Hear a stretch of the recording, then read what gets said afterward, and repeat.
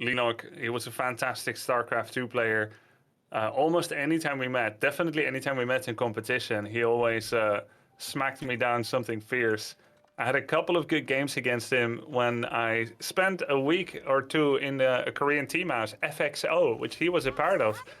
And we would do like daily show matches, best of fives, everyone. I got closer and closer to him and got a couple of victories, and the whole FXO clan was watching. But when it came to tournaments, oh man, this guy is so fast with APMs of 400 plus. Leenock is a beast. Now, on the other side, there's StriKeR. Were you surprised to see him come to this round of the game already? Yeah, absolutely. By the way, we are already in game. If you, Yep. yeah, okay.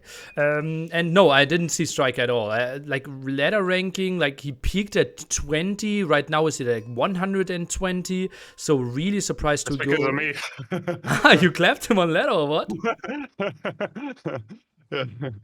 Yeah, we had a couple of games. He got a little bit tilted. Not to brag or anything. No, This is but no you had to brag, mention but, it regardless. Yeah. I had to kind of slip it in there.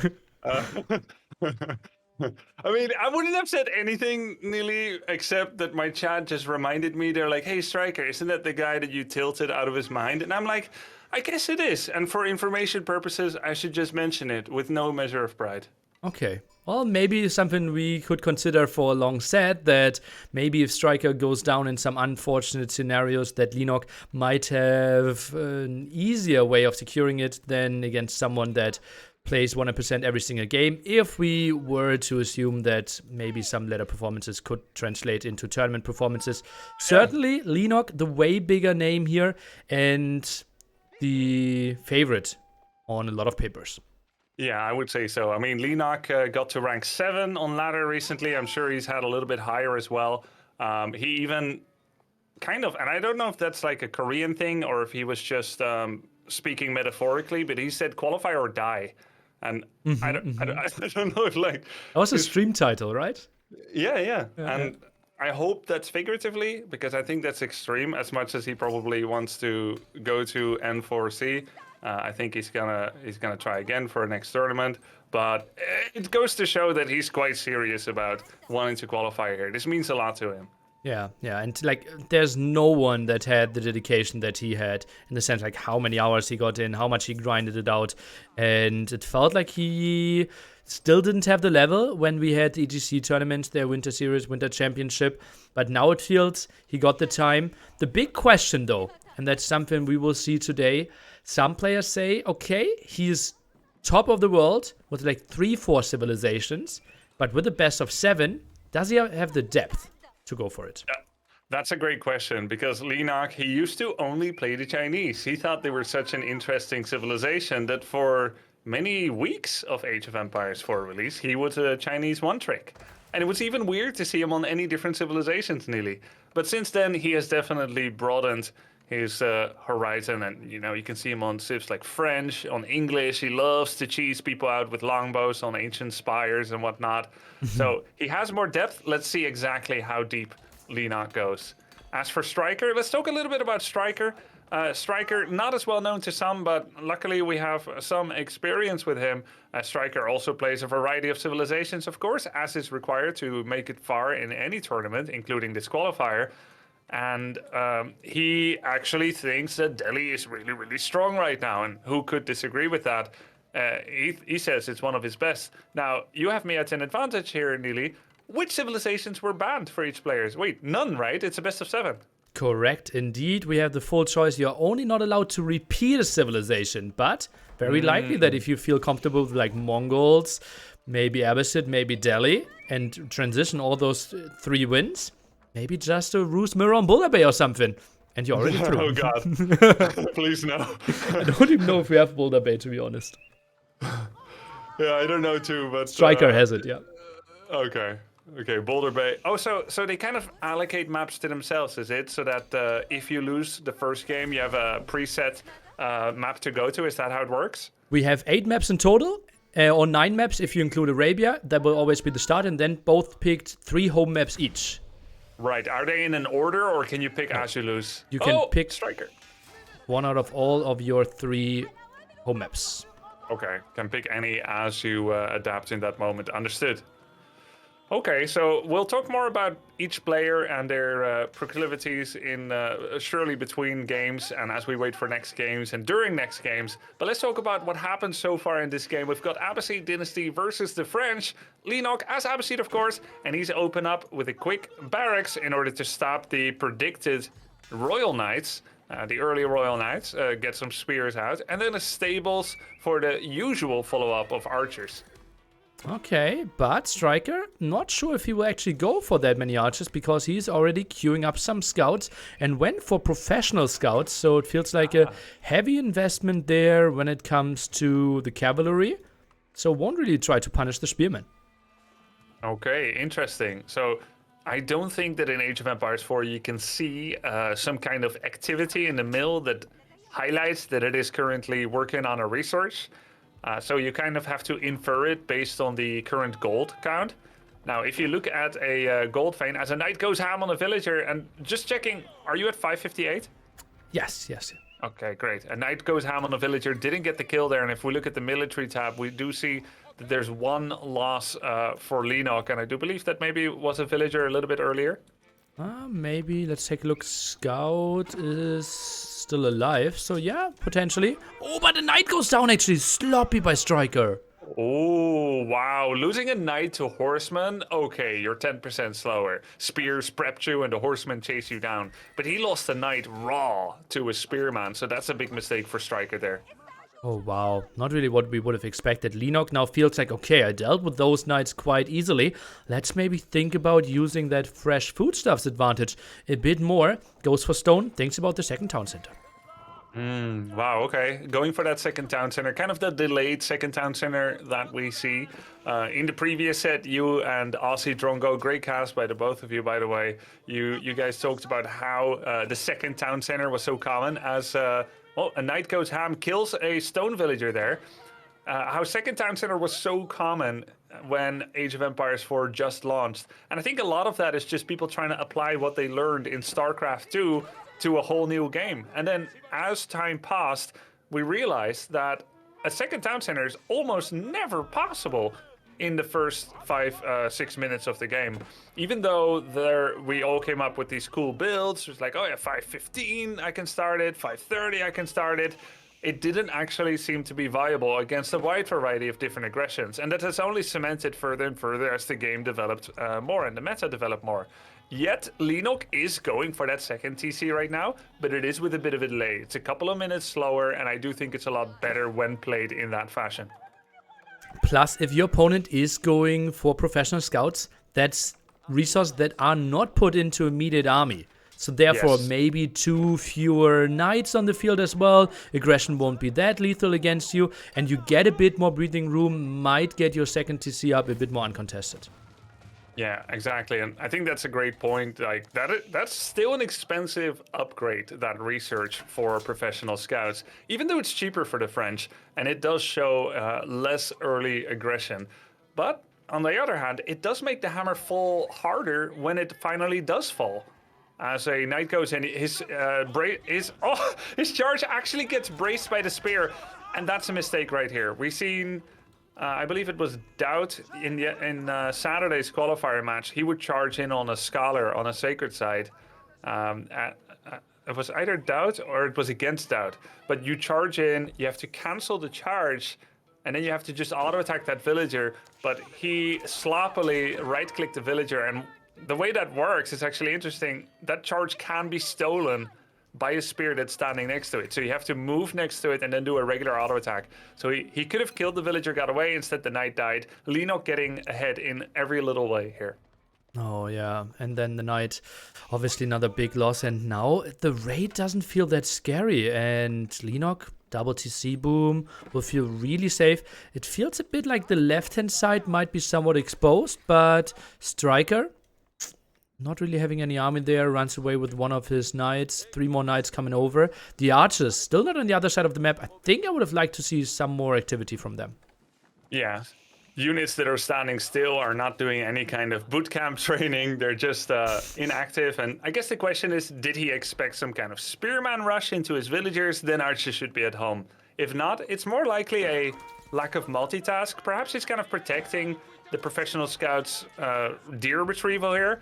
But altogether, we have a second TC here. So we have this feeling, Neely, that Leenock is getting ahead economically, that it's only a matter of time until he's going to be in a great spot. But that's not really the case. If we look at the numbers, Leenock is at 33 economy against 38. It's 10-minute mark now. He threw up that town center at the 7+, maybe 8-minute mark. It's going to take at least until the 15-minute mark until Leenock will even ever have more money than StriKeR here. And StriKeR, he's got that pro scouts thing going on, so he doesn't need to spread himself as thin. He can bring deer carcasses home.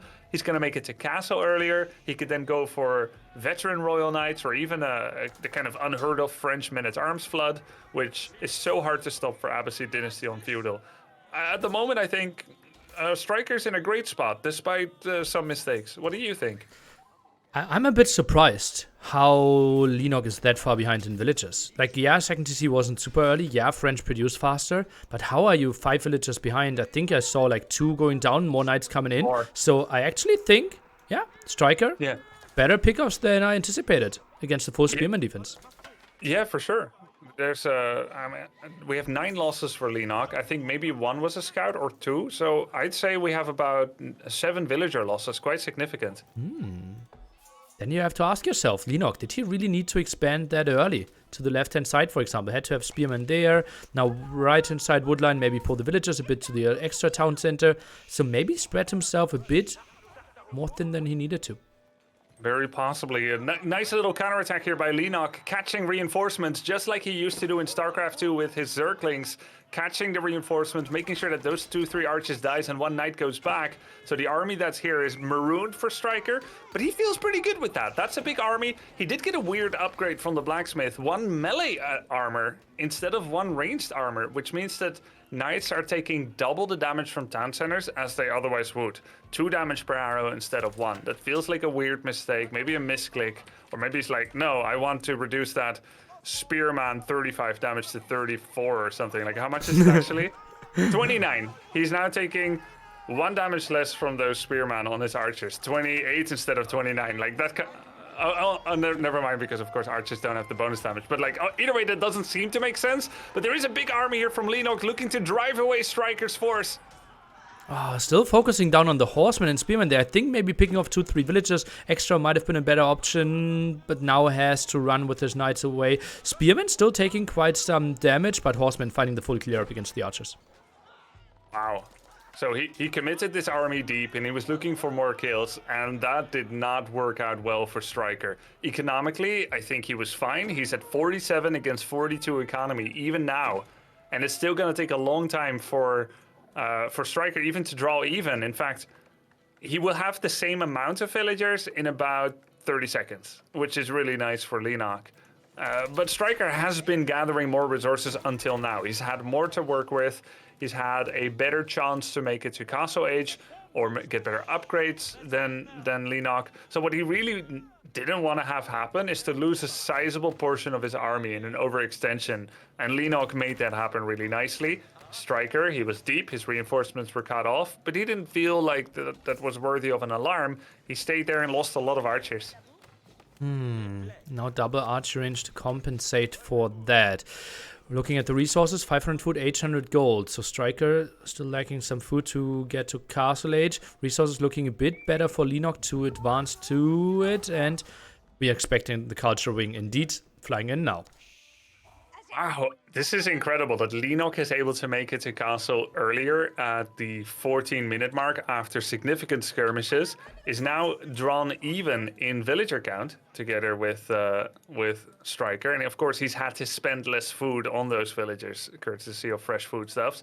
Where does it go from now? Do you think StriKeR should go feudal all in or make it to his own castle or maybe even throw up his own second town center? Where do you think it goes? I think it's really important to scout what the opponent is going for.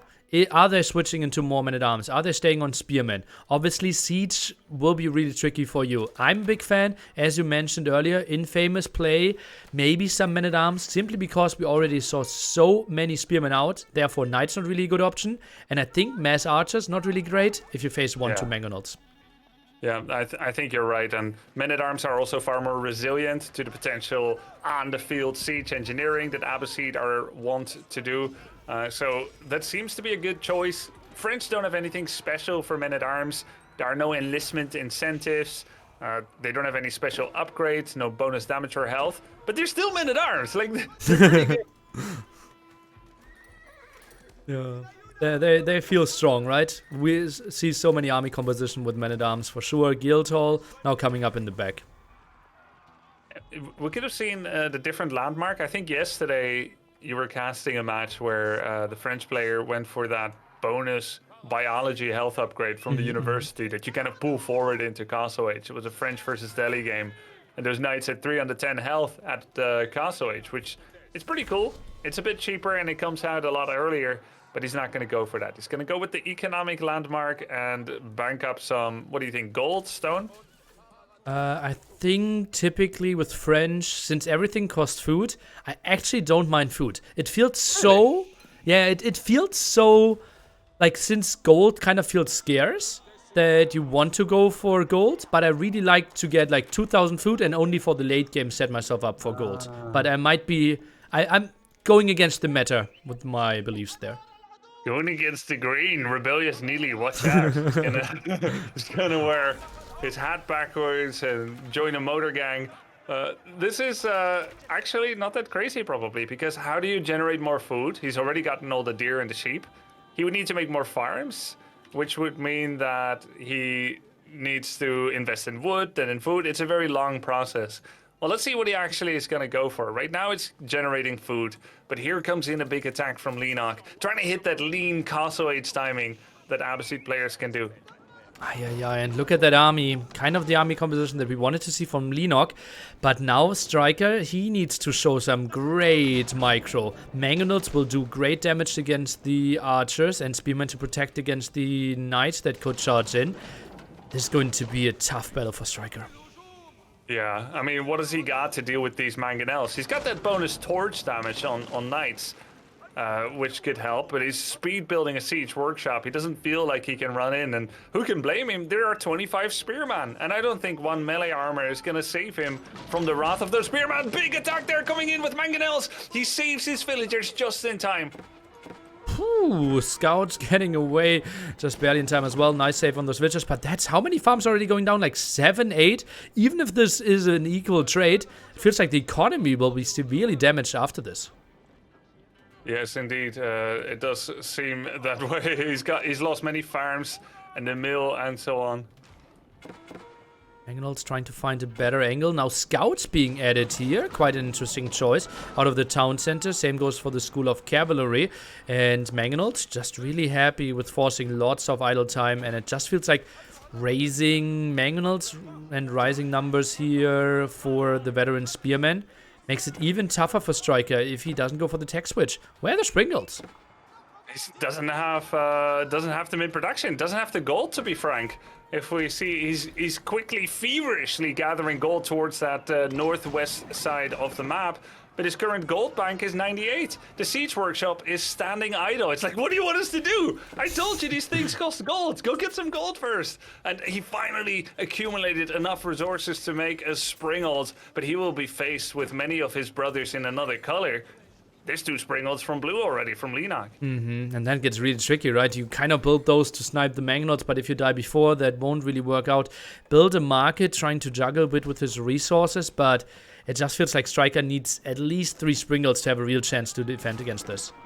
Exactly, at least 3, and he's making them one at a time, 30 seconds each. He just switched his gold hole to gold hole. His guild hole to gold. So he probably collected like what, 200-300 food from that. Well, let's take a look. More villagers exposed next to the town center. Mangonels could maybe hit. Are they jumping in this time? No!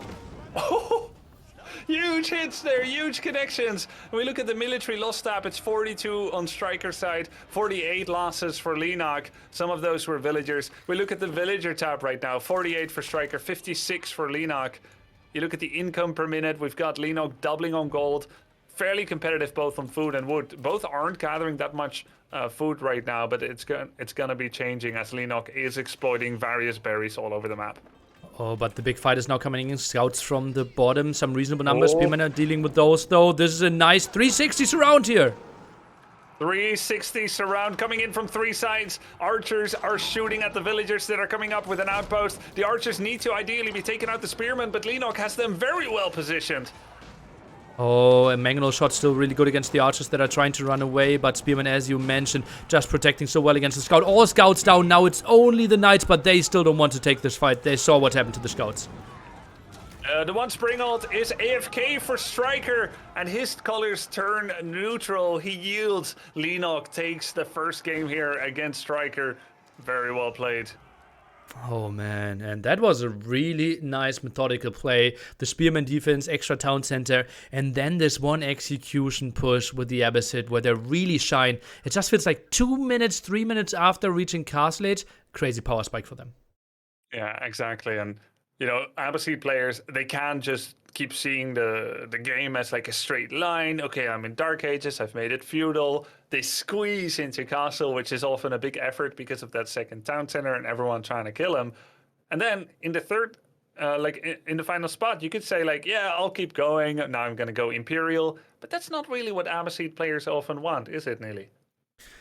Oh, they sometimes don't really care, right? It's just the W and French putting them into a tough position. Yeah. So didn't go for Imperial this time because Abbasid players, they try to end in Castle. They've got that siege engineering, mangonel on the field construction, and they want to make use of that. Going to Imperial gives everyone a chance to win and outplay, but hitting strong early timing attacks that can end the game can feel a lot safer than just leaving it to Pandora's box of possibilities. And yeah, we kind of said we would have liked to see some men-at-arms there. It felt like even men-at-arms against that amount of mangonels would have been tricky. Maybe earlier Springles. It just feels like buying time was really needed for StriKeR. When it comes to the guild hall, if he had kept it in food, like you said, and kind of gathered that up, that would help with the kind of resource allocation that men-at-arms require, which is 85% food and 15% gold. So then guild hall and food would be nice. When you look at what the knights did in that fight, archers died to Mangonel's Springald before they could really take out enough spears. And it's really meticulous work as well, trying to get 20-30 archers to kill 25 spearmen. They may be the theoretical counter, but when you actually get down to the nitty-gritty of it, the mechanics, how many archer shots does it take to kill a spearman? Well, let's say it takes 10 shots. Are you going to micro 22 archers perfectly to kill 2.2 spearman per volley? Most likely not. You're going to overfire on a single spearman with all the archers. So spearmen have a lot more theoretical health and tankiness into archers than you would think, just by sheer force of numbers. Here we have 26 spears with mangonels. Mangonels kill archers earlier than archers can kill spears, which keeps knights out of the fight the entire battle. Leenock felt very comfortable there. What would men-at-arms have done for StriKeR is that he actually sees spearman. He knows the possibility of mangonel creation. Now, men-at-arms actually counter both mangonels and spearman, which requires new units to be made for Leenock, either his own men-at-arms, knights, or perhaps crossbows, which would be the most logical, as crossbows can also create mangonels, whereas knights cannot. And they're a bit easier to add in as they're a bit cheaper. And spearman can tank for the crossbows into the men-at-arms, and then crossbows shoot him down. A different army composition required here. I feel like StriKeR stayed with plan A of the game, Knight Archer, and he never really deviated from it. And I wonder if it would have been possible for him to go men-at-arms instead. It would certainly have made the micro easier. Mm-hmm. Also, something that we saw from Leenock was him sending horsemen around trying to cut off reinforcements. At one point, StriKeR had a lot of knights, but didn't really do the same, right? He camped at home, tried to upgrade, tried to go for the big one-push army, but we kind of would have liked to see maybe some split knights trying to get some raids in, cut off reinforcements, and make it less of this like one-dimensional push that Abbasids will have an easy task of controlling. Yeah, exactly. And, you know, I think he tried that to some degree, but Leenock had he had never fallen prey to the all army hotkey where he pulls all of his units into the attack. He still had spears defending the far south side of the map. Right before that big death ball blob connection from both players, there were still 3 knights trying to make a play somewhere in the back, but Leenock was on top of that, and many players won't be. Yeah. Nice play there by Leenock as well. Lots of barracks as well, producing, got to some stuff rolling. And now, going into game number 2, we will have to address something that we already addressed in the last set, because we will have Boulder Bay. At least that's what I assume, because I see a Ruse Mirror coming up. And lots of people not showing a lot of interest in that one. Yesterday, we had a brilliant Ruse Mirror on Boulder Bay, but sadly, that is kind of the exception. Therefore, we will have a talk tomorrow with all the players that will make it into the main event, and we'll have a talk. Do we keep Boulder Bay into the map pool? Do we maybe ban Ruse? Do we maybe make some other changes? But certainly, we'll try to make something happen to make it more entertaining for the main event.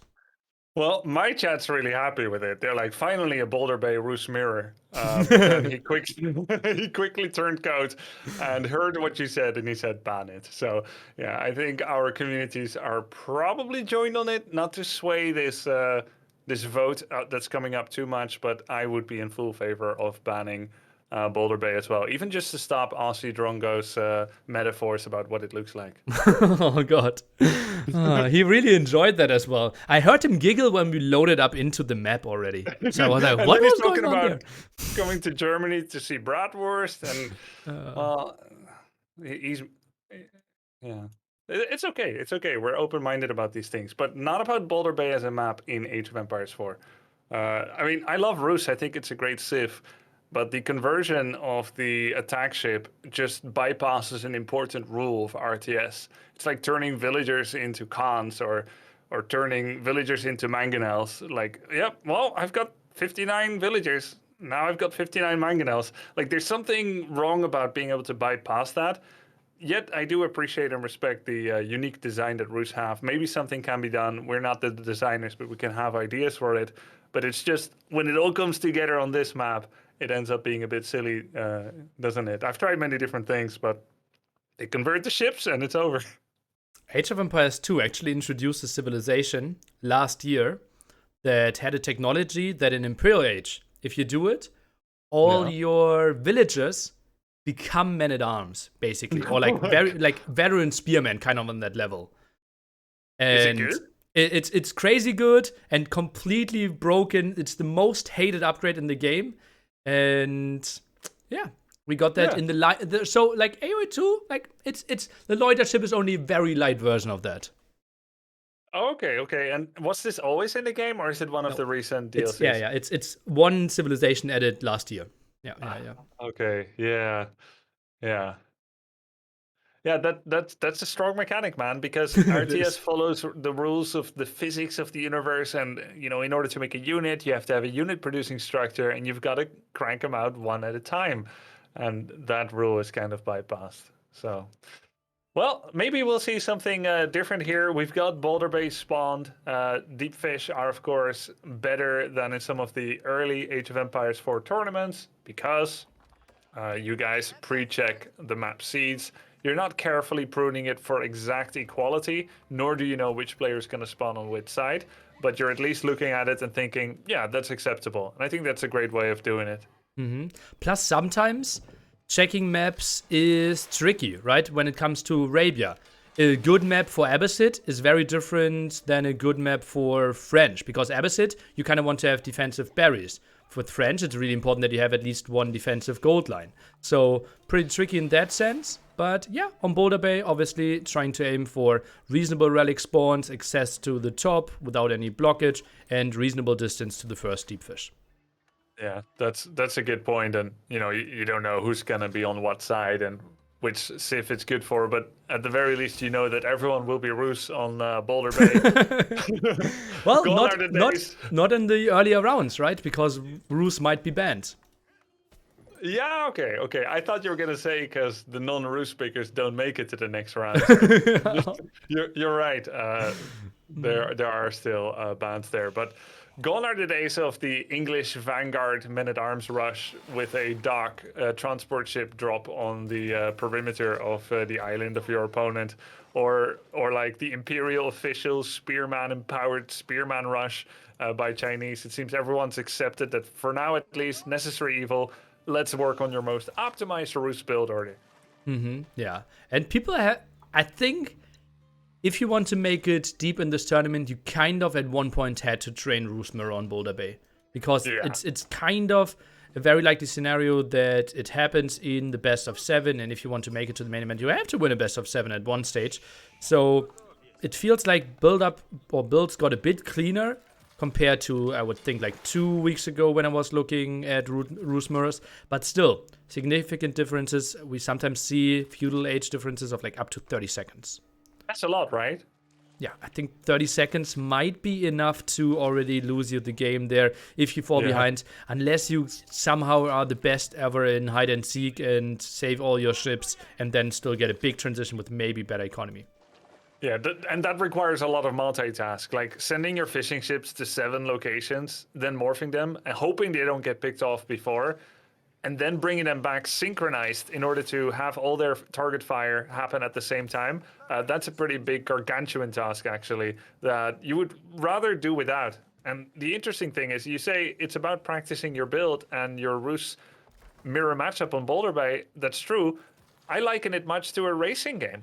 You know, there have been some competitions at the World Cyber Games racing game, and in those games, there was no collision. As I gotta point out that StriKeR has at least all of his villagers right now trying to farm from a single sheep. This is a disadvantage when you put your sheep right adjacent to the town center. On the one hand, you cut down on walking time, but on the other hand, you reduce the amount of available villagers to gather from a single carcass from 8 to 5. Now, granted, that carcass only has 47 food left, so it would have only taken him a jiffy to take it down anyway, but he had a bit of idle villager time. Just to get back to the metaphor, it's like training a racing game for the World Cyber Games. In those games, there was no collision. So essentially, besides the mental warfare aspect, you are racing a single-player game by yourself, and your opponent is racing a single-player game by themselves. So it's not actually multiplayer. You're just setting records. You happen to be on the same map at the same time, but you can't touch each other. Misclick by StriKeR here? What happened? Yeah. Loiter transport ship? What's happening? He's faking an attack, but you can actually see whether there's units inside. So whatever, I guess. Wait, how much does a transport ship cost? 100 so wood.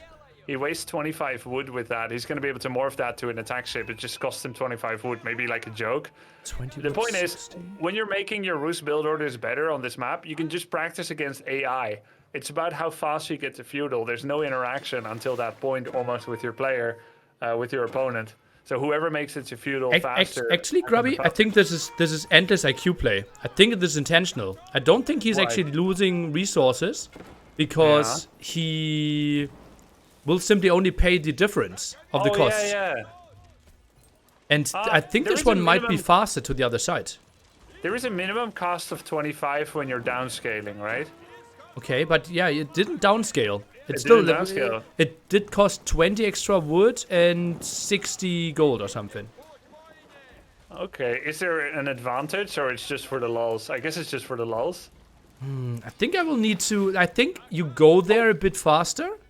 Oh, and it has more health, doesn't it? Yeah, but you lose that by morphing. But Oh, I don't you think don't you get a percentage conversion when it comes to if you take any damage? So if he has 1,000 health and he drops down to 400, if he had taken 500 damage, then he would only take 200 damage post conversion, if I'm not mistaken. So maybe it's smarter to open with transport ship if you have the wood already. Ooh, well, we will certainly have to do the math of that one again. Certainly, really interesting approach. And StriKeR right now with 3 ships against 3 on the other side, but still 1 fishing ship. So slight advantage. Yeah, gathering just ever so slightly more food. In terms of losses, Leenock lost 2 ships. StriKeR lost 3 ships. You look at the kills. Well, I'm not sure I 100%. I don't trust those stats anymore. Honestly, I tried to make sense out of it so many times. And if cancelled palisade walls are included in the kill death statistics, I Yeah, they won't are. bother looking at it again. No, that's true. StriKeR has his gold mining camp in an innovative location. Okay, And he's one tile making a new away. one. Yeah, Okay. it's one slot away. He's making a new one in order to fix that. But big water fight now. 5v4 gets closer, but obviously fighting next to the dock of the opponent. Tries to chase it down. Villager is trying to go for the repair. Maybe focusing down the villager could be an option. Dives in deep. Will he commit to the kill? Will get it and gets out. Nice pickoff if he gets out with all 4 of them. He's trying to get out with it. Looks like he will. So nice little pickup there for StriKeR. He's also, ironically, he's fixed his mining camp location, but somehow the villagers are still closer to that distant mining camp, so he's got to actually delete it. And there we go, and he does. Okay. Well, yeah.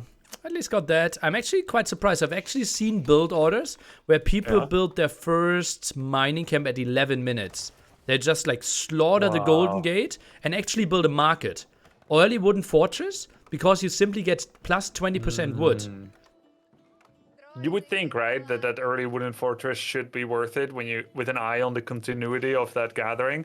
And the fact that both of them haven't, 2 excellent players that are high and that are 1 slot away from qualifying for N4C, probably means that despite that optimization, it's the need to constantly stay in lockstep with your opponent that you're simply not able to do that. Just even yielding for a second, any delay that you do could see you killed off right away on the water.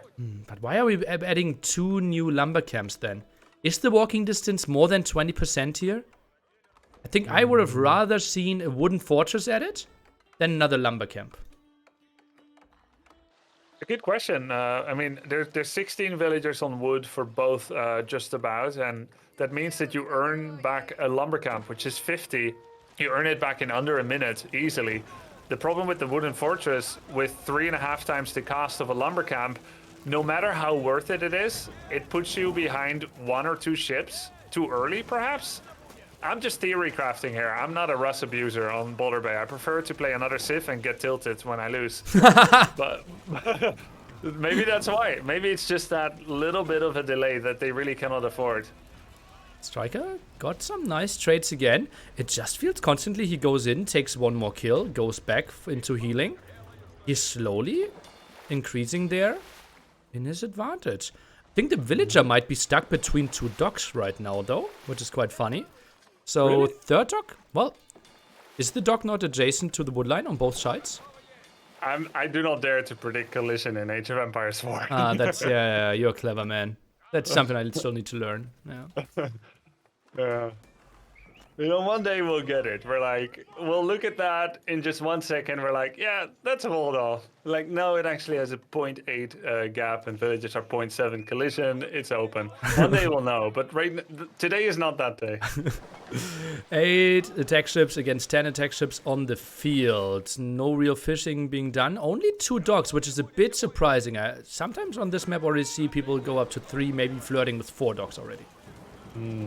Flirting with 4, and why not? And definitely docks next to each other, having the advantage of bonus regeneration here. Whereas when you spread out the docks, you've got the advantage of greater deep sea fish exploitation. But as you can see, fishing ships altogether are far too risky to get at this stage in the game. Take another matchup, Holy Roman Mirror, and you may still see some fishing ships. In the Russ versus Russ, nobody gets to fish. It's all attack ships. And so you put the docks together to have that stacking regeneration bonus from the docks. We do see that 3rd dock coming out here first for Leenock, as StriKeR is still languishing on 2.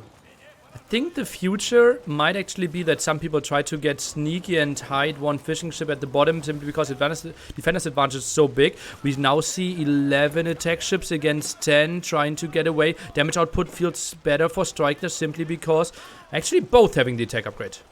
Yeah, they have the same upgrades, but he's just got a few more. And this feels really scary to me. Like, being the player that says, I'm going to attack into your docks when you have 5 or 10 per second health regeneration, that feels like a huge risk. It's hard to get away because of the moving shooting mechanic. But right now, they're just shift-clicking each other. StriKeR feels like he has the advantage. We would have the first set today that doesn't end in a 4-0. If it's 1-1 already, we'd be off to a great start. More time for Dave to watch before he gets to cast that third set. Still a bit premature now. It is 5 versus 4 ships. But the reinforcements for Leenock are coming in earlier, so we may have a bit of an impasse. It depends if StriKeR can break Leenock right here. It's 3 dock production against 2 and at home, so multiple bonuses there with the faster reinforcement, the healing as well. And it feels like Leenock might just hold a little bit longer, but obviously way bigger investment producing out of 3 docks. And now is he getting overwhelmed? It just feels like such a tight hold.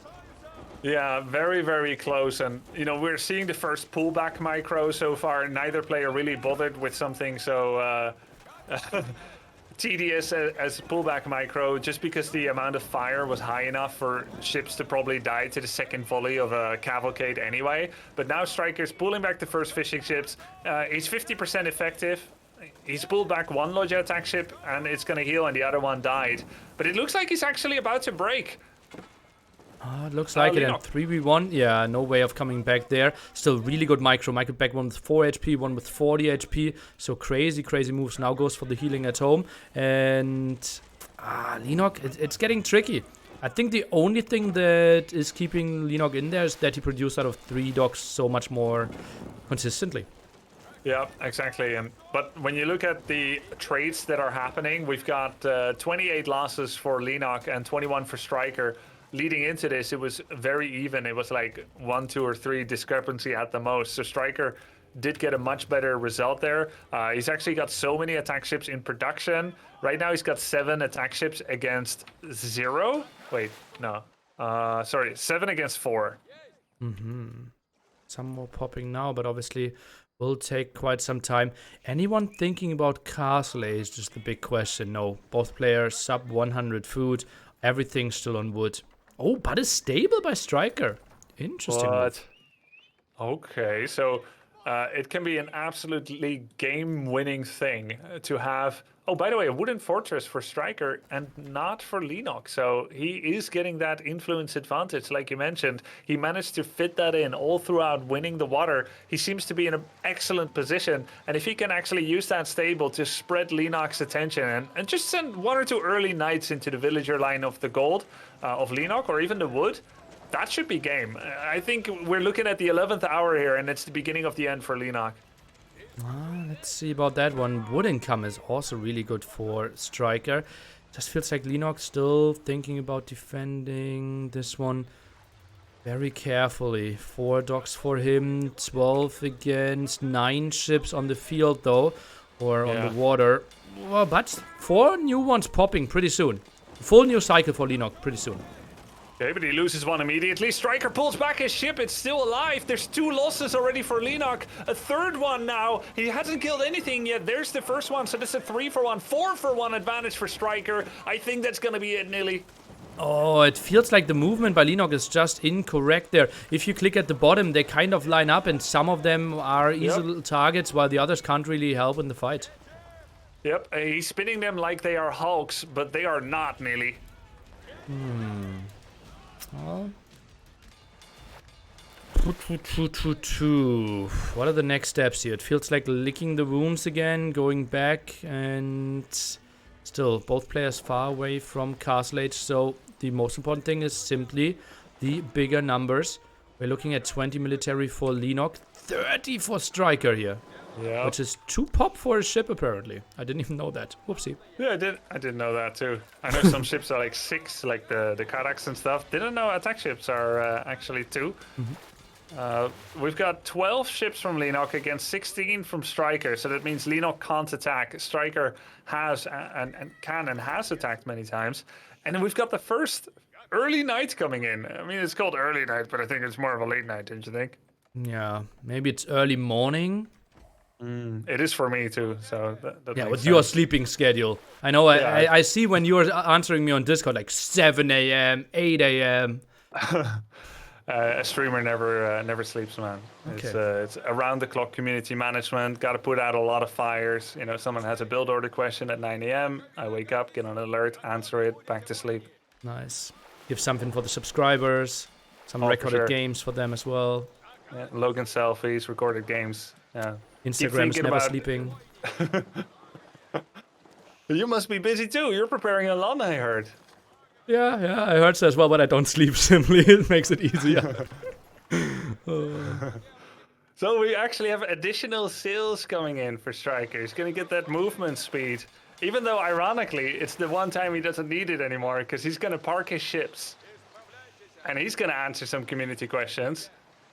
And he's going to look back and see that his ships took out all of Leenock's. Well, let's see if it's going to be quite so simple. He's got 23 ships against 21. Only 2 in the advantage. This time Leenock has the superior concave. Is he going to make a comeback? Leenock is in the chase. He's killed 1 already. He hasn't lost any yet. But a knight has made it to the wood line and killed 1 villager. Wooden fortress there in time. Leenock goes for the barracks. If only he found the gold, that could have been better. I was a bit surprised that StriKeR disengaged there. It felt like he was certainly not behind in numbers. Yeah, it just kind of started. I've never seen a Roost mirror go this far, by the way. Okay. Map, it's so beautiful. I didn't see one till yesterday. Yeah. So 4 docks, 5 docks, 6 docks soon for StriKeR. Do you think he wants to commit to water? Yeah, I think so. I think he's going to Leenock. make trade ships now, and fishing ships, and transport ships, and no, it's going to be more attack ships. Okay, let's take a look. Better engagement here for Leenock. He gets in there. Now the defender's advantage. Oh, lots of arrows in the air. What are we witnessing? Arrows and ships, and they're shooting them at each other, but I think there's a greater rate of fire from StriKeR. His troops are more motivated. He must have had a rallying speech for his troops, and you can see that momentum now as he leads his ships into the Great Blue. Leenock likewise. Which commander is the fool? Which commander goes back and goes to their family and says, we won the war? It remains to be seen. Well, if both playing Roos Mirror on Boulder Bay, is there really no fool as an option? Both are the fool for being in a situation like this. But of course, it's all about that W. It's all about that win. Meanwhile, the Knight is going ham, killed another villager. Wooden Fortress is filled up. Knight goes away. How does he have time to micro his Knight away? But he does. But how? When he's so heavily concentrated on these water battles here. And look at that micro. Pretty solid macro behind it, indeed, yeah. And Knight is back, getting into the raid there, and this is finally the full water win. Look at that.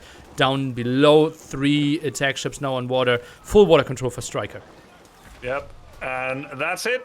He gives up no segue into his second town center or anything like that. Leenock knows it. He calls it. He's lost the water war. And we have our first evenly tied... Well, it was even at 0-0, but we have a 1-1. The second draw of the series. Yes. Okay, this is nice. GG. And I honestly believe experience might be higher there for StriKeR. Because Leenock, at the very top level... Yeah.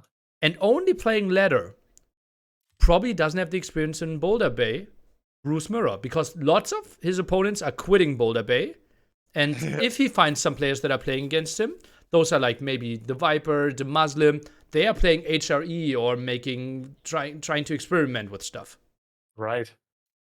I think you might be right. And another really reliable statistic to look into is we can click on their profile and see how many achievements they got on every civilization. And we see the Roost Mastery is all but maxed out for StriKeR. He's sitting at about 12 out of 15 achievements. Certainly impressive. We look at Leenock.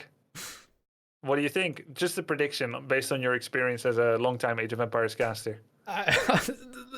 6 out of 15.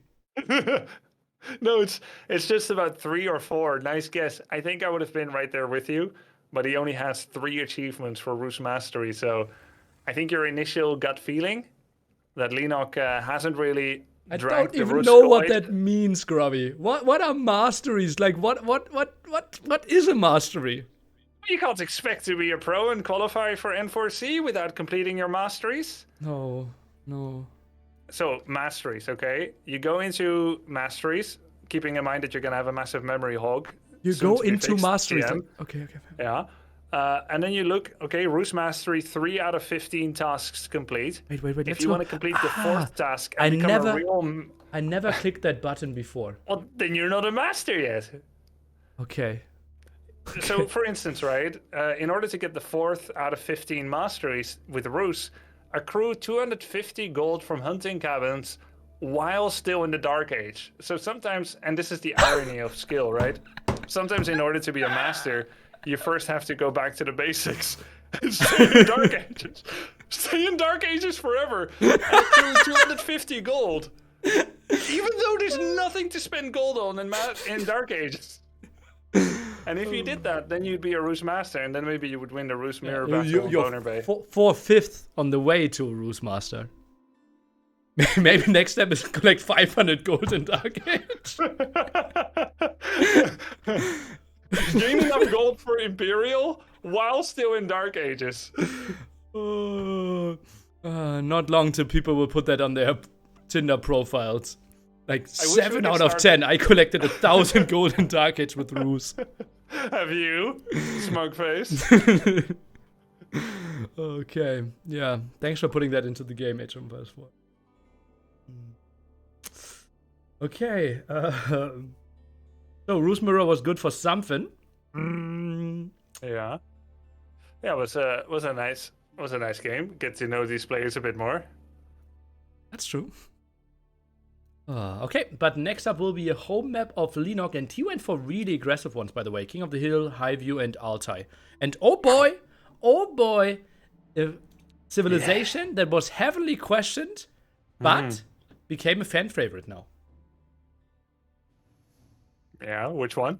Chinese. I thought that was like the caster thing where I lead it up and then you take over. But okay.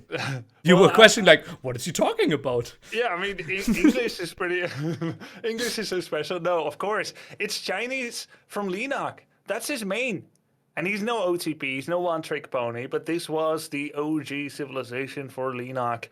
And on many tier lists, I don't know if you've done one. It's all the hype. No tier list. No, You're I don't like do tier principally lists. against it. Yeah. I think it's a lie to your viewers. But okay. Yeah.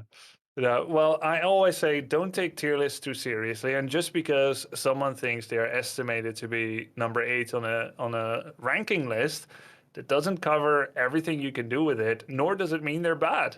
If there was such a thing as a relative strength, and one is number 1 and one is number 8, that doesn't mean that 8 is bad. It's just worse than the other 7. And it still doesn't mean you can't win with them neither, depending on the map, your skill level at them, and if you're bringing anything special and new to the table. While I do some tier lists, I think they're interesting, and I did say do, sorry about that. But I think yeah, maybe Chinese are number 8. I'm not scared of picking them. Like I think they have a lot of potential, and I think they're still one of the ones where you can have the most skill expression when it comes to Imperial official management. So interesting to see that coming out here. Chinese against English. You can mass pump horsemen.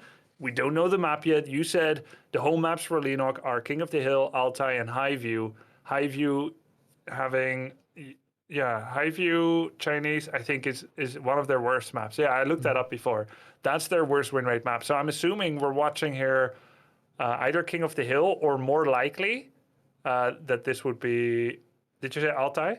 I think this is Altai. Yeah, I think Altai makes lots of sense. Also, English really good, right? It feels like you are playing on a smaller map on Altai. So that is something that English doesn't mind, simply because they lack mobility often with going longbowmen, going spearmen, not really cavalry civilization. So they don't mind just one-dimensional pushes through the center. And that's why they're so strong on Altai. But Chinese can kind of say the same. And especially if he anticipated to play against English, once we get to Nest of Bees, even after nerfs, still lethal. Still very lethal, and you can not pump them out as quickly anymore as before in like 10 seconds or so with 300 plus health, but they're still really, really good, definitely. And there are a number of advantages when it comes to Chinese on Altai. First of all, the deer can be manipulated to be really close to the mill, just like on Hill and Dale, which means you can do Imperial supervised deer gathering, which is some of the best food you can get on land. You can bring the scout back after you've completed your survey around the map, getting what sheep you can. You can start to kind of micro those deer into the mill. Secondly, Chinese can build buildings really fast. 100% faster on all buildings, but still 50% faster on military buildings such as walls and outposts. That means that Chinese, more than other civs, can quickly throw up walls in order to keep themselves safe from the expected longbowman aggression.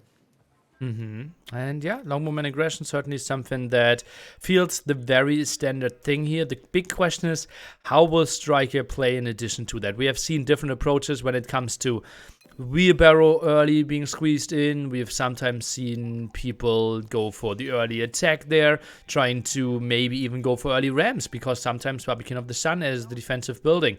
Also, just pulling everything away from gold and going full longbowman, spearman, just pumping out the numbers and really forcing the opponent into a lot of army, something we have often seen from English.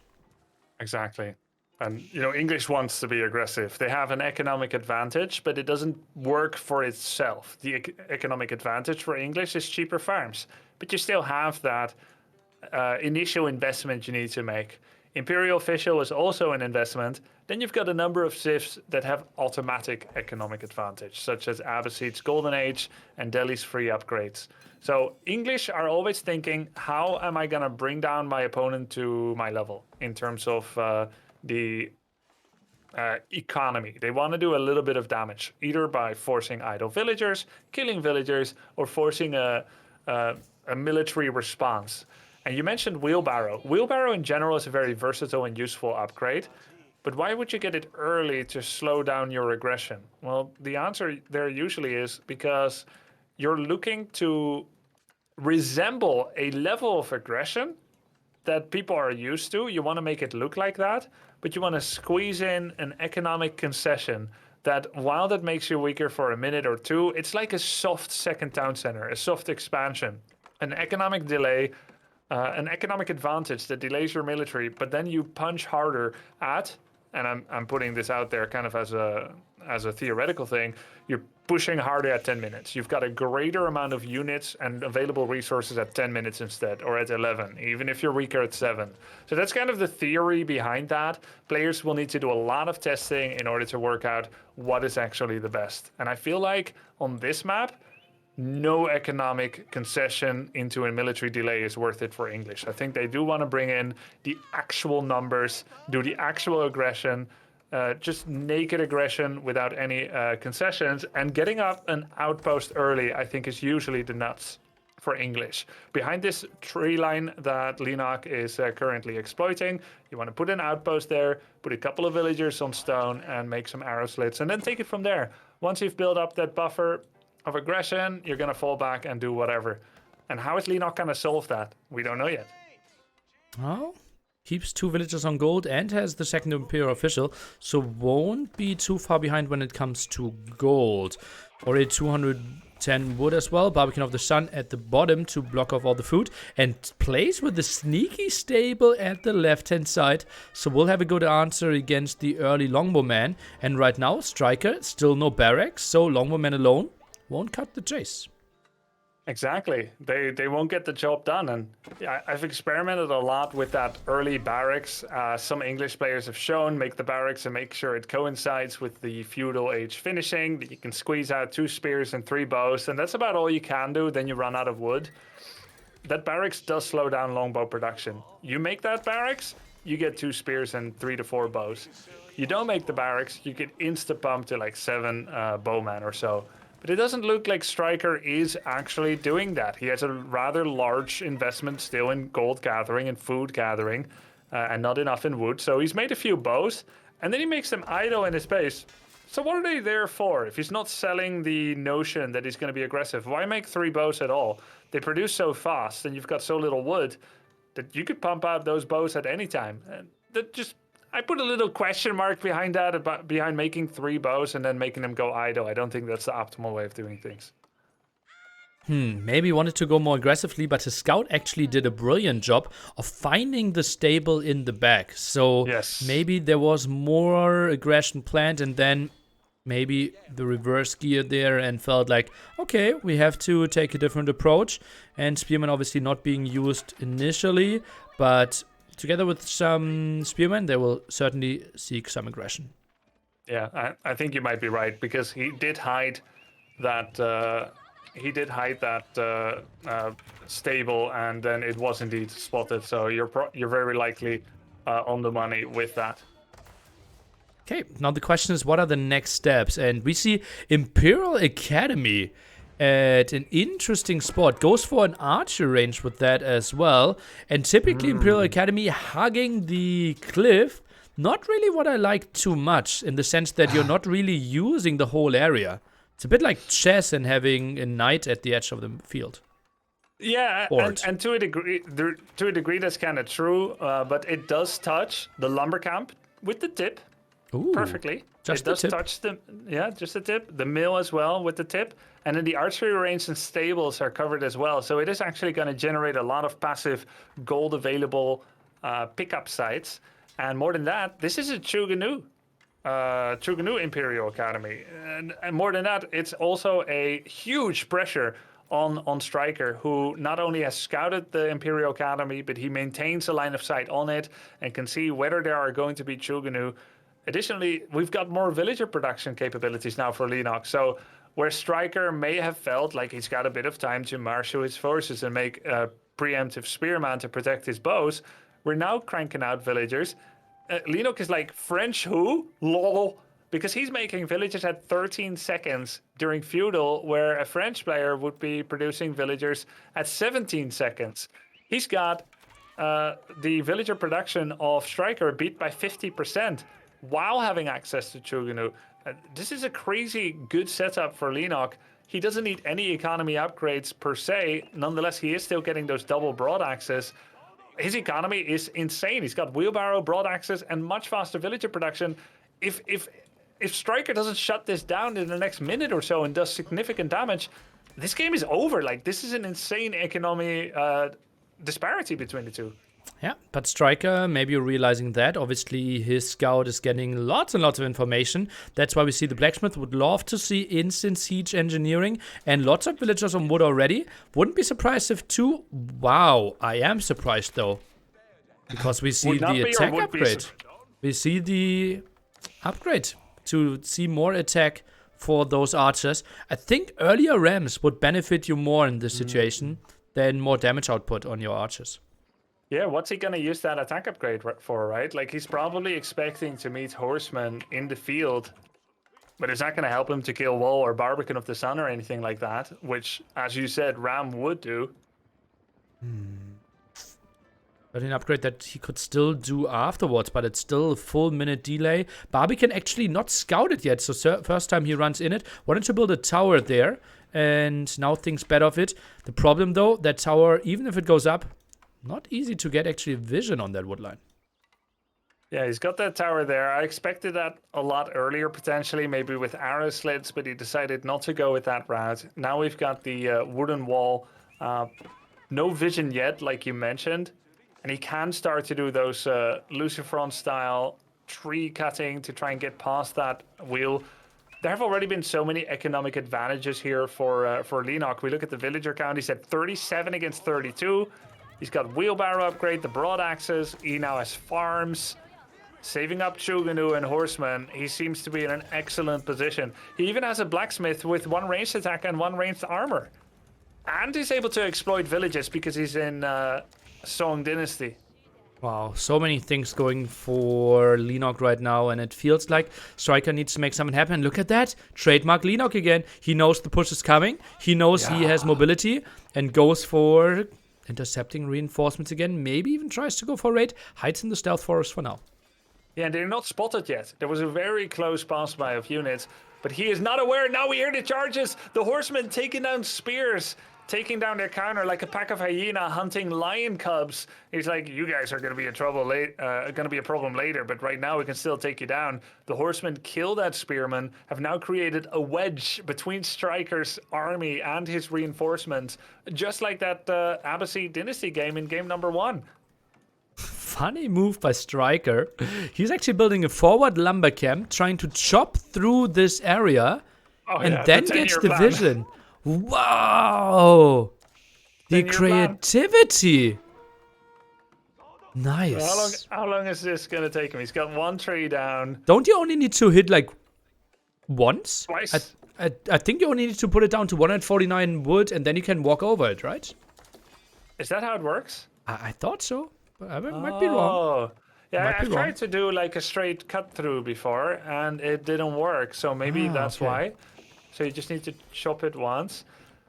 But he's just getting wood. No, he's just like, nah. I'm gonna, I'm gonna make sure you don't have enough wood 37 minutes hence. So I'm gonna gather some of your wood. Next technology should be forestry to Yeah. cut down those trees a bit earlier. And Ram's trying to find something. And look at that. Still scary force for Leenock. What do we have on the field? We are looking at 20 Jungenu and 18 horsemen. On the other side, Yeah. 20 longbowmen, 14 spearmen. Feels like a reasonably even fight, I feel. Well, horsemen have 3 armor. They do get smashed by spears, but longbows won't threaten them that much. 4 damage a pop. They have 125 health. Quick math teaches us that that's going to take 32 longbow shots. He's got 18 longbows, so it's a double hit per horseman. There's 18 horsemen, so he needs a lot of shots to take down that many horsemen. Jungenu often considered to be kind of a unit like an archer, but actually, since they fire so many more projectiles, they're way better against units that have very high armor or siege units, because they simply Yep. do 3 damage each time. Yeah, exactly. They're, an archer's attack speed is 1.5, a Chuganu is 1.25, so that makes them, about 20% faster, and then they attack 3 times instead of 1. So if you multiply that 300% times 1.2, they're actually 3.6 times better against rams than archers, and you can see that they are dealing significant damage on the rams. Rams nearly took down the Barbican, but that's exactly the moment that Leenock chooses to move out. And here those repeater crossbows going absolute ham, smashing those spears. Horsemen go in to close the distance as well and try to get some up close and personal shots on those longbows. The Chuganu are firing away. This looks like an excellent fight for Leenock. Oh, spearman numbers simply not there. Look at that. Horsemen are getting closer to the longbowmen. Spearman count now at 6, I would think, but so many going down. They are trailing behind longbowmen. Very exposed now. Looks like the 2-1 is coming in for Leenock. The Rams are taken down by a couple of villagers, idle in the process during the chaos and mayhem of this very disappointing moment here for StriKeR. Leenock's noose is gathering around the metaphorical player's neck of this English player. We've got 53 economy against 42. The army is being smashed, 28 military against 10. Great defense by Leenock. A true mastery of the Chinese civilization here being put on display by him. Wow, that was a crazy engagement, and StriKeR now has to go far, far back. Obviously, Town Center is still helping him with the defense, but as we said, Leenock already had the better setup for the long game. So winning the first fight significantly in his favor kind of gives him even more advantages, because now he can decide, do I want to sit back, have an advantage? Do I want to take some aggression and even increase my advantage because he finds villager kills? Exactly. You said it. And, you know, there's full level 1 economy upgrades for Leenock. He has horticulture and everything. Not a single economy upgrade here for StriKeR. Fewer villagers also. And StriKeR's first attack came at 12 plus minute as the English. That's all you need to know about this game. And this is also why Neely doesn't believe in tier lists. Because it's player skill. This game is the only reason I don't believe in tier This lists. is the only... You based your opinion about tier lists on this game. Okay, let's take a look. Horseman count not that scary anymore. Therefore, longbowmen will take better fights. And yeah, you sell 12 minutes, but then people tuning in late would probably think, yeah, 12 minutes, but then he certainly got wheelbarrow, right? No, he just got 1 ranged attack, 1 ranged armor. Siege engineering made 2 rams, idled them for more than a minute, didn't kill the wall. Attacked the most defensible spot, the Barbican, and then got surrounded and killed away from an outpost. Not the proudest showing here for StriKeR. He tried to use the classical English on Altai, and this shows that doing your research, preparing a counter, becoming really good at a civ, and using it against the expected, predictable thing can reap major, major rewards, perhaps even in the form of a qualification to N4C in about 2 weeks from now. Leenock knew. Think of the power of that. He knew he's going to face English on Altai. Everybody play English on Altai. How many English mirrors did you have yesterday on Altai? So that's a really comfortable position to practice and prepare from. It's kind of like the first 2 weeks of this game when everyone was playing French everywhere and on Tri-Arabia. And it's like, well, French are really good, but at least I know what to practice. And then you saw that lower win rate for French, despite them being the best, because everybody knew what to practice. And where does StriKeR get his practice? He's gonna play how many hundreds of English mirrors on ladder? Has he ever played Leenock on Altai? Probably Which not. Chinese player would he be practicing with in order to be ready for Leenock? Nobody, because Leenock does it best. Yeah, and certainly no one as well in the last 1.5 weeks, right? After the last patch, people on the top level, everyone who wanted to practice seriously, completely avoided Chinese. Yeah, terrible Sif, useless. Number 8 on my tier list. But apparently good enough here to still go for some aggression. Second town center now as well for Leenock. Went for some palace guard and is now going in for the aggression. StriKeR still in quite some trouble. Defensive tower going up most likely, but only after heavy losses. No, even backs off. Oh, 978 health out of 1,000. The outpost not finished. Network of Castles buff is active, of course, but the participation of StriKeR in this map is not. GG. Leenock takes the lead with a 2-1. Nice one for him. And yeah, we love to see some love for China. And then even such a defensive, nice, well thought out strategy against English.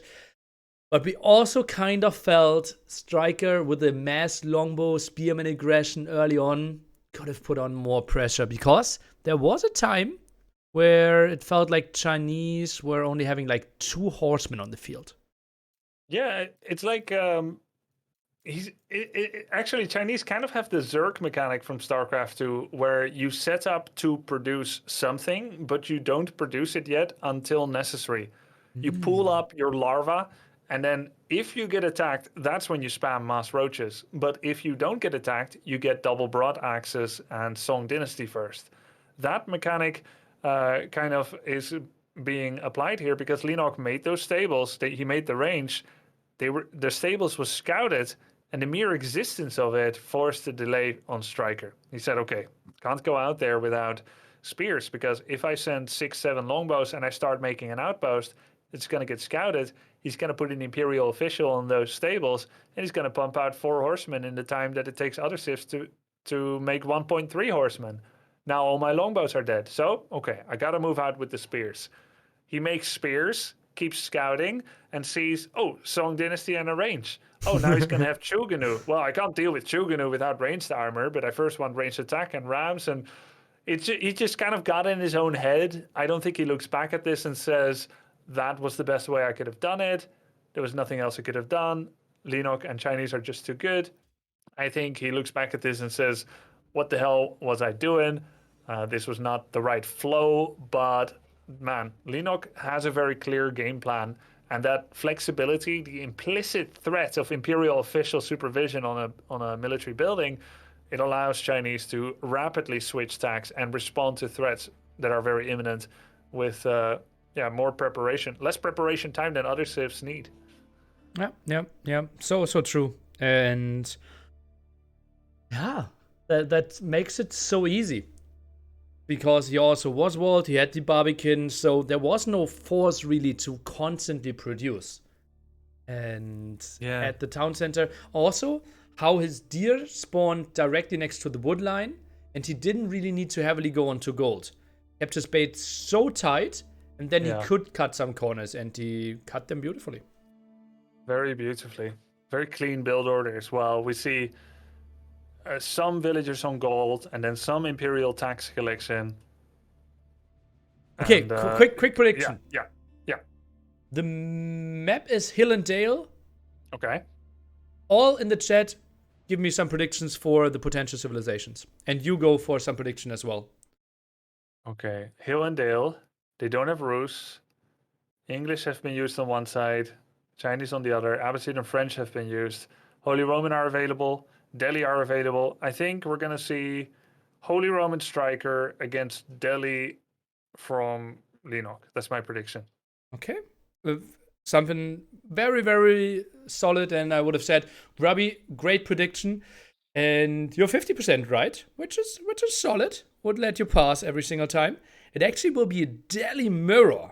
I'm not sure if I've ever seen this one. shouldn't that be like wild when it comes to fighting for the sacred sites? Yeah, Daily Mirror is really cool, and there's many different ways you can play it. You can either try to be the first that has an outpost on 1, 2, or 3 of the sites, or you can try to have the superior force. And I think we've seen a kind of a push towards horseman production in general in most matchups. More horsemen. They are the ones that are the most desirable unit here among the 3 of the trinity of units in feudal, because horsemen chase down and kill scholars. Archers and spears do not.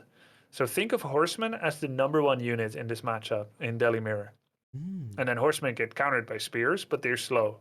So they can hold positions. They can be absolutely supreme in defense against horsemen in any given position. But we're fighting over 5 positions. 3 sides, your base, my base. And then what's the role of archers? Well, I'd say almost no role. You can, of course, go for archers, but in this trinity of unit counters, archers get smashed by horsemen whenever they are somewhere where they're not supposed to be, unprotected by spears. So it kind of forces the archer player to have all of his army together, lest he loses lest he loses small portions of it. Whereas horsemen are allowed to split any way they like and never take a fight that they don't want to take. So horseman #1, scholars are there as well for healing and for sacred site control. Spears for defense. Archer have almost no role. And outposts are good, especially with stone emplacements, but only until there's like 10 plus horsemen. And 10 plus horsemen are going to take down even arrow-slitted outposts pretty well. So I'm expecting a heavy feudal battle of scholars and horsemen and some spears, maybe some villager harassments, depending on how the map's positioning of resource allocation kind of pans out. I don't think we're going to see a lot of walling around the sites or necessarily around the hill and dale, let's say the hill, until at least past the 10-minute mark. Early game, you gotta have the military to back up what you want to be doing out there on the map. Mm-hmm. Interesting. I could see a world where one player goes like double stable and the other player goes like one stable then adds a second one and the other one goes stable then adds a barracks. Yeah. And that switch into spearmen could be really nice. Adding something in the sense of like you're scaring away the opponent. Obviously, they will avoid fights and you won't have any winning fights. They will get to a solid horseman numbers. But I think then you can go for those wall-ins. Yeah, and walls can be nice. I think you have to be careful to overwall in any matchup these days in the meta, because the more walls you make, so what walls do is they buy time. They don't actually kill any of your opponent's units. And when they kill your wall, they directly kill your resources. And you've killed your own resources by having villager mining time lost and wood lost. So walls buy time. And the question is, what are you buying time for? If you're both feudal, you're not buying time for anything. Both of you are getting your economic upgrades at exactly the same time because they're free. You're going to click them when they're available. And neither of you have veteran or early knights available, nor are elephants out in feudal. And eventually, if you can make it to castle, now you're buying time for something. If your castle is earlier, sure, wall all you want. You're going to get men-at-arms, elephants, lancers, what have you, in order to have the superior unit type compared to your opponent. But only if you make it to castle faster, then walling makes sense. Otherwise, you're just saying, well, I'm going to deliberately make a smaller feudal army than you and wall to buy time so that you can kill me later. Yeah, or maybe I wall in you at your hill and then get control over the 3 sacred sites, and suddenly we both arrive castle age at the same time, but I have the better gold income. That's actually a really good point, and that's a super valid reason to wall. Now you're not buying time for a superior army, but for exploiting the superior economy temporarily with those sites. Good point, and we may see that. Looking at the hill that has spawned on both sides, it's not that cool spawn that I recently had against Kasva, where he wrote me 1 minute into the game. He's like, I think the map is bugged. I'm like, what do you mean? He's like, we're on the same hill. And it was one hill from the bottom right of the map into the top left, and the walls were on both of our sides. It was like a tunnel, a metro tunnel towards each other.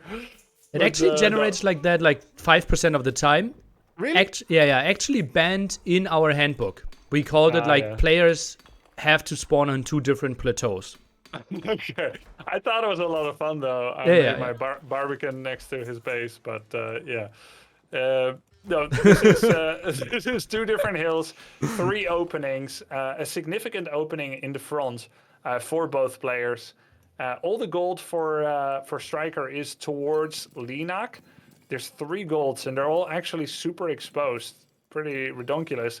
On the other side, we have a gold very safely tucked away for Leenock, and then his additional golds are exposed and harassable by man, Leenock does have far more of the big golds really close to him, but they're further away.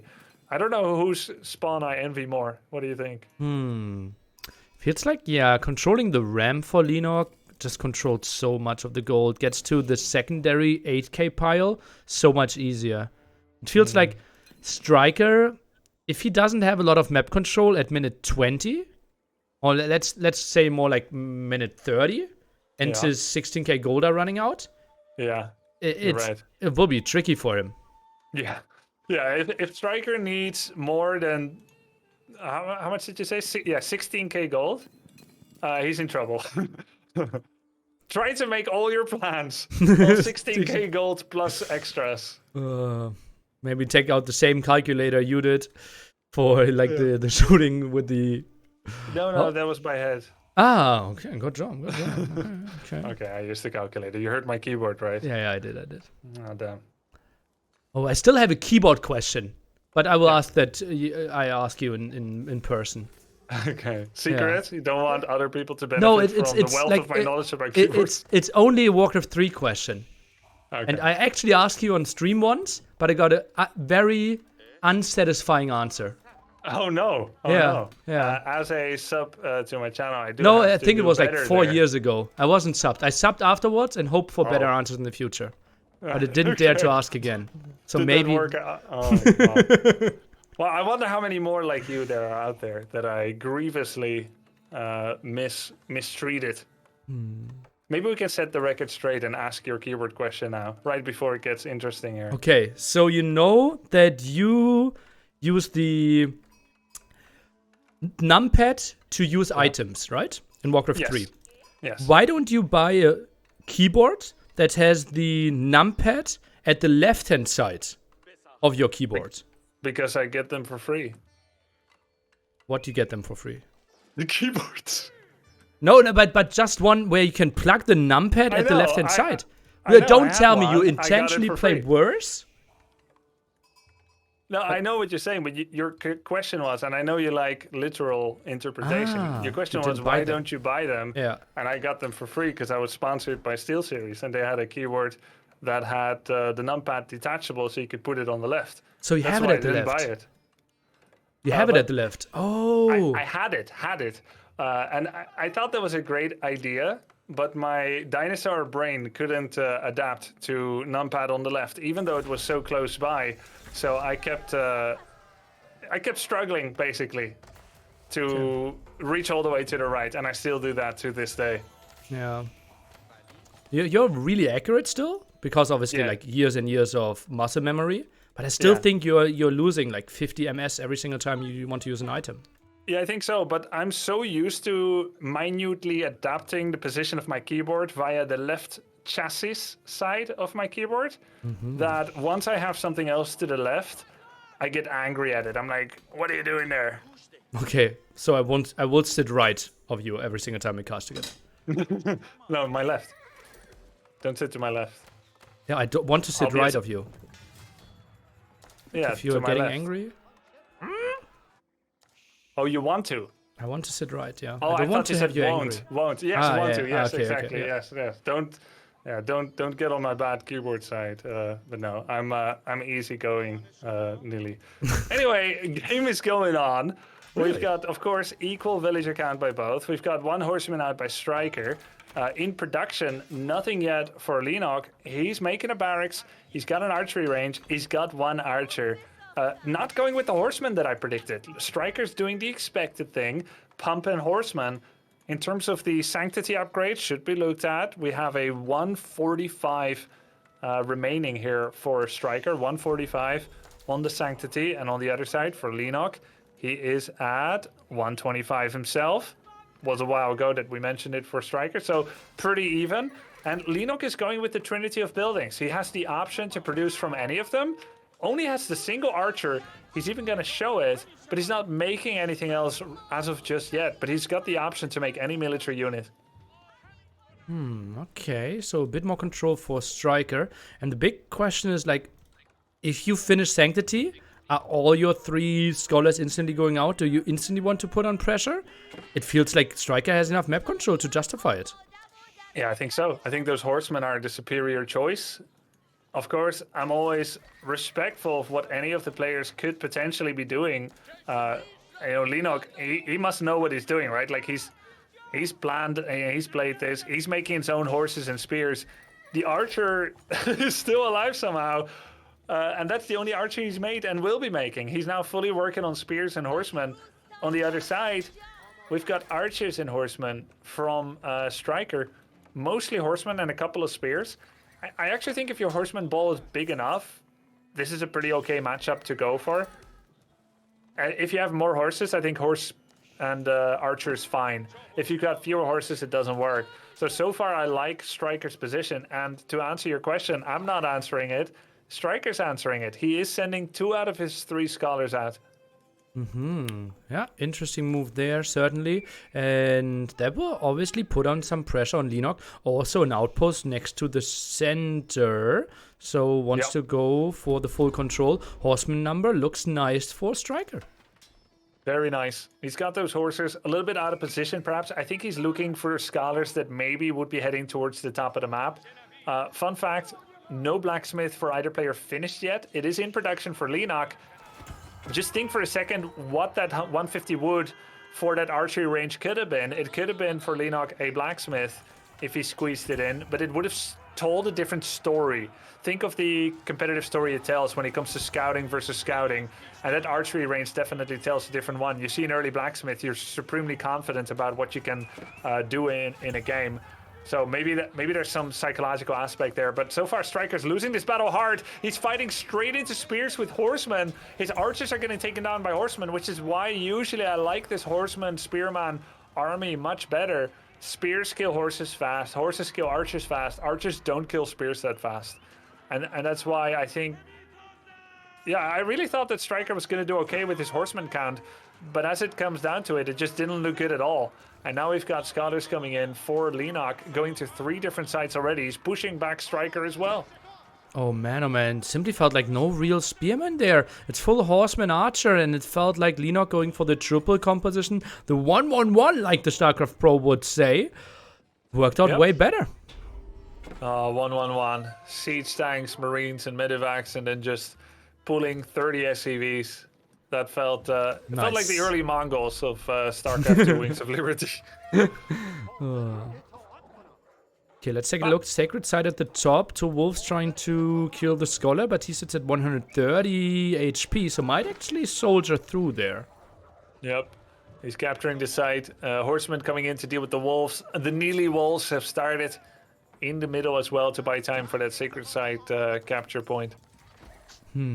So lots of wild predictions, and they're kind of like from what we thought how this game would look like, and they gave us a wild mix of it with the strategy choices, with how many walls they're going for. Right now it feels Leenock not really queuing up any archers, so at least you were right with that one. Feels like the wrong unit. On the other side, no real production either. That's a bit weird. But more archers. Yeah, StriKeR has 7 horsemen, 9 archers, and 3 scholars, all at home. He's got a blacksmith that is getting 1 ranged attack, and it will still take a while to finish. On the other side, Leenock has 11 horsemen, that's a few more, and 7 spears. So the question is, can those archers take down the spears if the horsemen don't allow it? And then, can Leenock's horsemen kill the archers? And they can do so with a lot less fear, because there's not that big spear deterrent.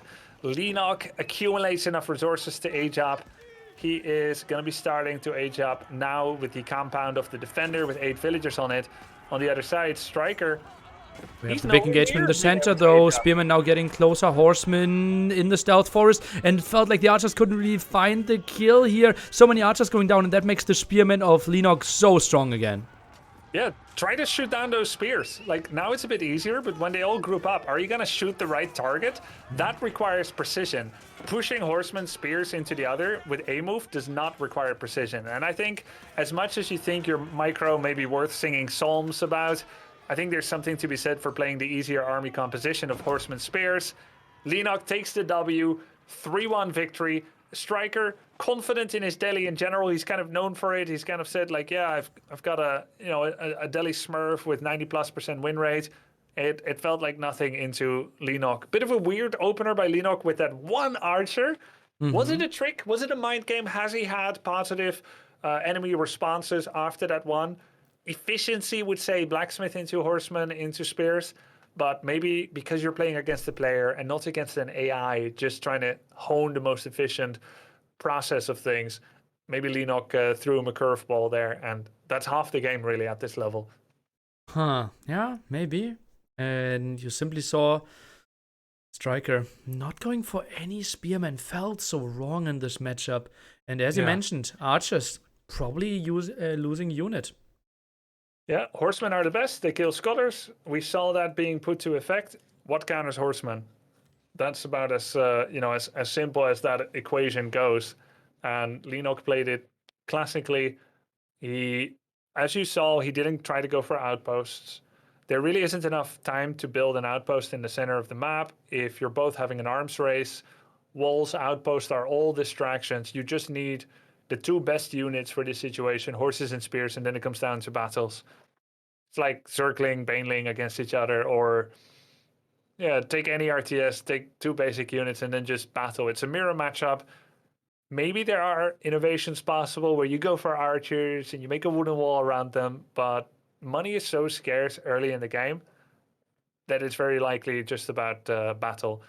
And I think the one thing both players didn't do yet that maybe they could have done better is like actually bring in scholars for that first skirmish in the center of the map and start healing. Kasva likes to do that a lot, bring in a bunch of scholars, not splitting them immediately to different locations, everything to the center, and then you heal your army as you're battling. Very strong. And also you get all the upgrades, right? Faster healing, 40 HP extra as well. So those scholars, not your typical monks that are thrown in there. So we already have the upgrades for free squeezed in. And then it doesn't really hurt too much. 75 gold on those. So yeah, we have seen some battles really aided with those scholars. Not seen this time. Yeah, not yet. They were still just focusing on getting that gold. And for the second game in a row, Leenock defeats StriKeR's army as he ages up to H3. Actually, 3 games on land. StriKeR lost his feudal battle as Leenock also reached castle. Abbasid reached castle as he killed all the archers with his horsemen. Leenock managed to win the feudal battle even as he aged up. That's an 1800 resource difference that he didn't need to win the battle. That's how efficient Leenock is being, how superior he's being in these battles. Yeah, KD in the end was 30 to 11. That really shows you like how well he fought. Military? Yeah, overall 30 to 11, yeah. So I don't think we see a lot of villagers die. Maybe 2 scholars or something. Yes, I think so. That's really good time to be a part of Leenock's army as a military man. Yeah, true. Maybe go back home, get some healing. But you're happy if the battle ends before the war, even. Yeah. Depends on what So kind what's of left? battleman you are.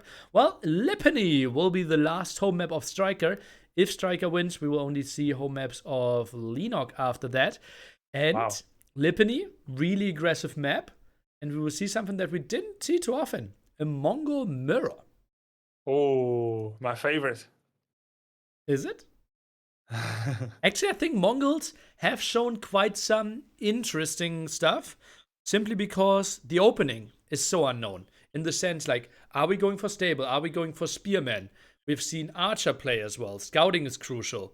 And so I think, especially in the early days, I actually enjoyed Mongol Mirror with animation cancel quite a bit. Because it was always a really messy Dark Age. I think it will be more controlled now. Yeah. So, do people tower rush each other? I don't think so, right? I think you just go past your feudal, no? Pasture. Ooh, depends. I think Or often without? people start with a scout as well. And I think you only pasture if you have like fewer than 9. Like in Dark Age, right? In Feudal Age, pasture makes lots of sense. I think I'm behind a bit. Did you start the game already? I'm in the game at 15 seconds. Oh, wait. I'm in a 4-minute game that ends at 4 minutes. Am I in the wrong game? No, you should have just not spoiled the time. Oh, But yeah, huh? I think it makes sense to look very closely in this game. Oh, so wait. I think you should watch. I'm at 40 seconds. So should I just pause and wait till you get there? No, no, How am no. I ahead? How far are you in the game? I'm at 2 minutes. Am I in the wrong game? No, no, you're in the right game. Maybe you pause and I will catch up, and then we can look at the 2 minute till the end game together. The game can't end in 4 minutes, can it?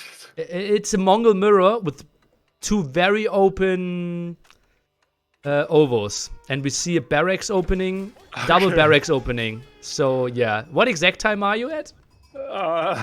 19 minutes. I'm 19. No, like where exactly? 2 minute 19. I'm at 2:13. Like I've missed half the game. Okay, so maybe you can summarize what happened before this. Sorry, And- guys. First cast with someone else. Okay. I don't know what happened because I sped forward. I was trying to catch up to you. Okay. So, are you 213? 2:13. Yes. Okay. 3, 2, 1, play. Yeah, I don't watch a lot of Mongol Mirror, so most of my games are 37 minutes minimum. So Okay. I'm not really used to quick games. So take it away, Nili. Okay, so this is, I think, heavy play-by-play casting here needed. So we will have both players starting with the barracks here, makes lots of sense. And Leenock finding quite some sheep. On the other side, StriKeR not really finding any. Oh, I think that might be the major issue. StriKeR, did he not find sheep? What's his scouting looking like? Oh, he was got really 2 unfortunate. He's got 2 sheep carcasses, and there's a sheep somewhere at the bottom of the map, and there's nothing in the bottom right quadrant of the map. Oh, there's 3 here on the hill. And he's not going to find them easily. Currently, he has no sheep, and there's 3 idle villagers, so I think the tilt is rising. Uh-oh. This might be a 4-minute, 20-second game with a 0-0 KD. And he even tries to kill a wolf, so not 0-0 KD. He uprooted. He's going to go to the deer and the berries. Oh no, and it's so slow in Dark Age. The Oh, what a villagers are going to fail. walk past the town center. And he's going to try to get the deer, but you know how those deer work? Like, they're going to slowly make way. They're like, oh, excuse me, you want to plant here? Okay, let's... No, he killed the deer. That's going to block the TC. Oh no, oh, you have to go somewhere else. It's blocking. He killed it. He moves around, move it a bit to the side. Oh, Oh, it got cancelled again. oh no. And now he's so far away from the deer as well there. Well, Oh, this game is still 19 minutes, so anything could still happen. oh, Goddy. He still has idle villagers. There's 5 villagers not doing anything. Spearman to protect those. GG. Leenock is going to the main event. $100,000 tournament, by the way. Final round, beating the best of the best. And then we have a 4-minute game. Well, Well played by Leenock. I learned a lot from this game. Mainly that if there's a 5-minute observer delay, that any games that are under 5 instantly show their maximum game length. I learned that for the first time. Thank you for allowing me to learn that with you. Win by intimidation. So what do I need to look at in the timeline, Grubby? Walk me through it.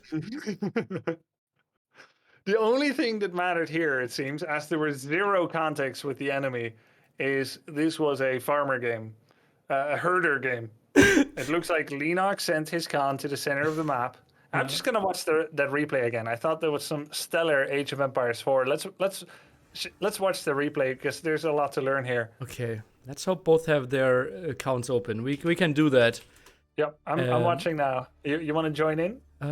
Yeah, let me watch Lippany Victory, Leenock's POV. Yep. Maybe you wait at 10 seconds and then we can give a countdown. Okay. I will go to 10 and then we go together. So I will reset my scoreboard back to 3-1 and we will see the first expense. Yeah, it's 3-1, guys. There's still all kinds of chances here for Everything, StriKeR. anything can happen. Uh, okay, I'm at 10 seconds. Okay, go. 11, 12, 13. Yeah. Okay, here we go. So the Khan is still standing still for StriKeR, but Leenock, he just casts a signal arrow and he's going to the top. So he's not going to the center. Wait, where are the sheep? There's one sheep at the berries. There's one sheep behind the town center. And there's 3 sheep that were the starting sheep. StriKeR is looking for sheep in the center and there are none.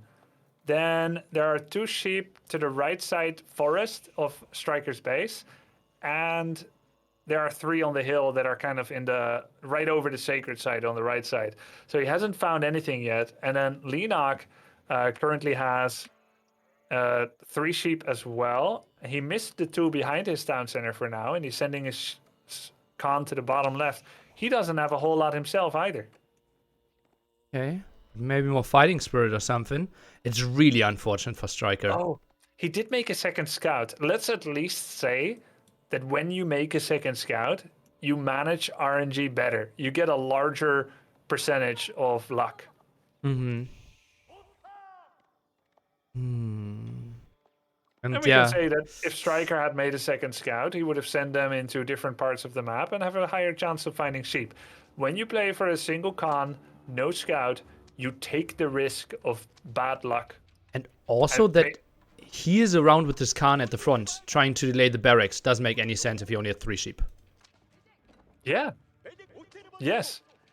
The Khan may be annoying in Dark Ages, but like, you know, you can read a thread on Reddit, someone saying, I had the Dark Age Khan killing 4 villagers. But it's like, yeah, he probably has no sheep behind that. This is an opportunity cost that doesn't come without drawbacks. Now we've seen the first half of the game. We've already seen the second half. I wonder what happened. Yeah. Really unfortunate. Also that like Leenock got there with his Khan behind the TC of StriKeR meant that StriKeR now won't find those. Exactly. And here's the thing. If you play single scout in Age of Empires 4, you should always do a circle around your own base. You are guaranteed to find 5 sheep before an opponent can interact with it. 3 in vision of your TC, 1 under your TC, 2 in vision, and there's always 2 to 3 in maximum 1 screen distance in a circle around your base. Always. So if you're getting 3 sheep only, like StriKeR did this game, you've done several steps of skipping. You haven't got the second scout, you didn't get the safe sheep, you gambled to feel like you knew where the neutral sheep are, and you went to use single scout to harass your opponent's villager without actually killing it. These are a number of mistakes, but let's be honest and fair here for a moment. Leenock was leading with 3-1. StriKeR only won the water battle. There was a Rus binary battle, and it would have been hard for him to make the comeback and actually get 4-3. I think it would be fair to say that so far Leenock showed a little bit more skill in the series, not because StriKeR's bad, he's great, but Leenock is fantastic. And so taking a risk of going single scout, single Khan, and not getting a second scout is shaving a little economic advantage that you hope pays off. You take a gamble, you try to find a large cluster of sheep, get ahead that way, didn't pay off, game is short, get to enjoy the rest of your weekend watching B versus DeMusliM. Also, I think on Arabia, it's a bit less risky because there are no stealth forests. Right? Yes, you get more vision. He ran into the center, and he scouts so much less there as well. Yep, and there are almost no sheep in Stealth Forest ever on any map. Only if they meandered into it. There are sheep near it usually, because the game tries to spawn sheep outside of Stealth Forest. And if there is a large Stealth Forest, the odds that there is a cluster of sheep on some side around it is large because it had no area to work with inside the Stealth Forest. And that kind of was the case. There was a cluster of 3 sheep east southeast of that stealth forest. But which side, you don't know. So are you going to walk around the exact perimeter of the stealth forest to find sheep? He didn't do that either. So a risk taken. Fair to take a risk when you're down 1-3. In StarCraft, you might have gone for like Nexus first, Hatchery first. In a meta where that's not possible sometimes, just to take that risk, try to get ahead economically. That bonus villager didn't pay off. Leenock takes the victory, but let's not forget it was deserved. Yeah, deserved for sure. He will join us on the 5th till 13th of March, and we actually will hear it from him. Really happy that that is happening. So let's jump over to the interview area, and let's hear how he feels.